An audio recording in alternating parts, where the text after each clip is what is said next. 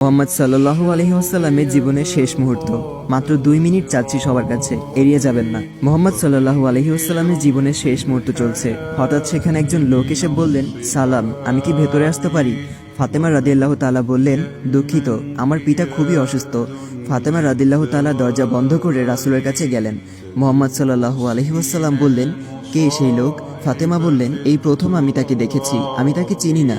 শোনো ফাতেমা, সে হচ্ছে আমাদের এই ছোট্ট জীবনের অবসানকারী ফেরেশতা আজরাইল। এটা শুনে ফাতিমার অবস্থা তখন ক্রন্দরত বোবার মতো হয়ে গিয়েছে। রাসূল সাল্লাল্লাহু আলাইহি ওয়াসাল্লাম বললেন, হে জিব্রাইল, আমার উম্মতের কি হবে?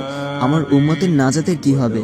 জিব্রাইল আলাইহি ওয়াসাল্লাম বললেন, হে রাসূল, আপনি চিন্তা করবেন না, আল্লাহ ওয়াদা করেছেন আপনার উম্মতের নাজাতের জন্য। মৃত্যুর ফেরেশতা ধীরে ধীরে রাসূলের কাছে এলেন জান কবজ করার জন্য। মালাইকাত মাউত আজরাইল আরো কাছে এসে ধীরে ধীরে রাসূলের জান কবজ করতে থাকলেন। পাশে দাঁড়িয়ে থাকা জিব্রাইলকে রাসূল বললেন ঘোঙ্গানির সাথে, ও জিব্রাইল, এটা কেমন বেদনাদায়ক জান কবজ করা। ফাতেমা রাদিয়াল্লাহু তাআলা তার চোখ বন্ধ করে ফেললেন। আলী রাদিয়াল্লাহু তাআলা তার দিকে উপর হয়ে বসলেন। জিব্রাইল তার মুখটা উল্টো দিকে ফিরিয়ে নিলেন।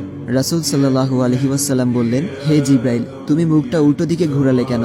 আমার প্রতি তুমি বিরক্ত? জিব্রাইল বললেন, হে রাসূলুল্লাহ, সাকারাতুল মাউতের অবস্থায় আমি আপনাকে কিভাবে দেখে সহ্য করতে পারি? ভয়াবহ ব্যথায় রাসূল ছোট্ট একটি গঙ্গানি দিলেন। রাসূলুল্লাহ সাল্লাল্লাহু আলাইহি ওয়াসাল্লাম বললেন, হে আল্লাহ, সাকারাতুল মাউতটা মানে জান কবজের সময় যতই ভয়াবহ হোক সমস্যা নেই, আমাকে সকল ব্যথা দাও, আমি বরণ করব, কিন্তু আমার উম্মাকে ব্যথা দিও না। রাসূলের শরীরটা ধীরে ধীরে ঠান্ডা হয়ে আসতে লাগলো। তার পা বুক কিছুই নড়ছে না আর।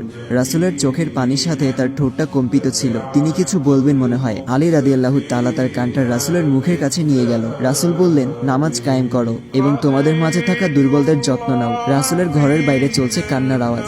সাহাবীরা একজন আরেকজনকে জড়িয়ে ধরে উচ্চস্বরে কান্নারত। আলী রাদিয়াল্লাহু তাআলা আবার তার কানটা রাসূলের মুখের কাছে ধরলো। রাসূল চোখ ভেজা অবস্থায় বলতে থাকলেন, ইয়া উম্মতি, ইয়া উম্মতি। আল্লাহ আমাদের সবার মাঝে বুঝদান করুন। ভিডিওটি ভালো লাগলে অবশ্যই শেয়ার করবেন।